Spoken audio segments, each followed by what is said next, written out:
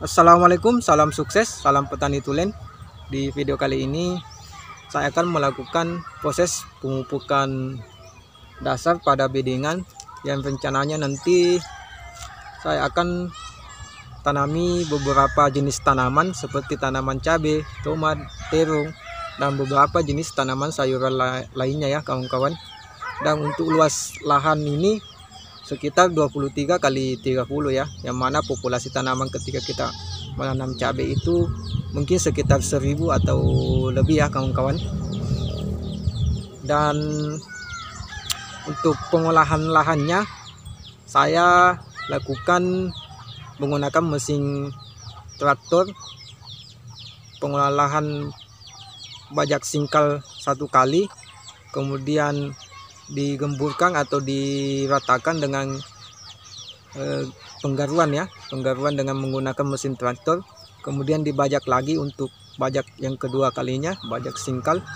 Setelah dibajak singkal, saya lakukan penggemburan dengan menggunakan mesin kultivator seperti yang ada di belakang saya kawan-kawan, yang itu ditutup warna biru, itu mesin kultivator.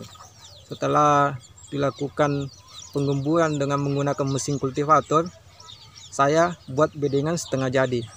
Setelah buat bedengan setengah jadi, saya melakukan pemupukan dasar.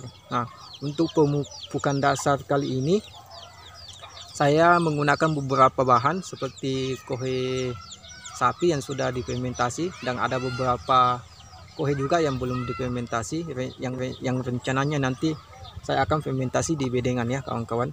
Selain kohe sapi, ada juga beberapa bahan seperti aren sekam, abu sekam, sama sekamnya ya kawan-kawan, itu tercampur jadi satu. Jadi setelah penaburan aren sekam yang sudah tercampur jadi satu, yang tadi aren sekam, abu sekam, sama sekamnya, saya lakukan penaburan pupuk kandang kohe sapi di tengah bedengan ya, sama-sama di tengah bedengan, yang nantinya akan dirotari kembali supaya tercampur merata di bedengan ya kawan-kawan. Tapi setelah turun hujan baru dirotari. Sebelum dirotari kita melakukan fermentasi bedengan ya, supaya penyakit-penyakit yang ada pada bedengan itu bisa steril dengan menggunakan seperti M4 atau trichoderma. Jadi fermentasinya fermentasi bedengan ya nantinya, rencananya seperti itu ya kawan-kawan. Oke, fungsi-fungsi bahan yang saya gunakan itu, yang pertama abu sekam itu bagus untuk menaikkan pH tanah ya kawan-kawan, sehingga tidak perlu menggunakan dolomit atau kaptang untuk menaikkan pH tanah. Aren sekam sendiri dia sangat bagus untuk mengikat air dan beberapa banyak fungsi aren sekam ya kawan-kawan. Selain mengikat air juga bagus untuk kekebalan tanaman ya, karena dia banyak mengandung silika. Baik aren sekam, abu sekam itu banyak mengandung silika ya, sehingga dapat memperkokoh tanaman dan terhindar dari patogen penyakit ya.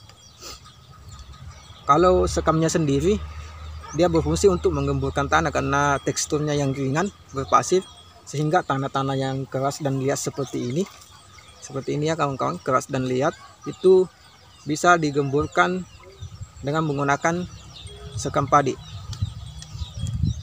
Karena lahan saya ini termasuk lahan yang sangat liat ya kawan-kawan, sangat liat seperti ini ya kawan-kawan.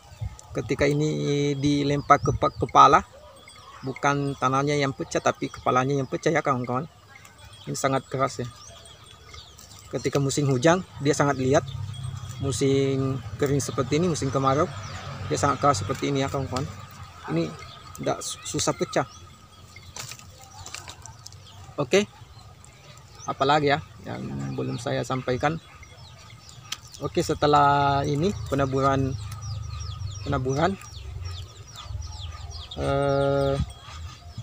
kita cukup menunggu sampai musim hujan ya kawan-kawan, dan melakukan sterilisasi dengan menggunakan M4 atau trichoderma.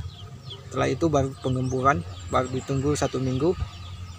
1 minggu fermentasi, kita lakukan pembalikan supaya gas beracun itu keluar ya, dan penutupan mulsa.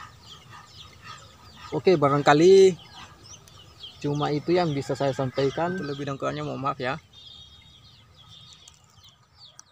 Wassalam.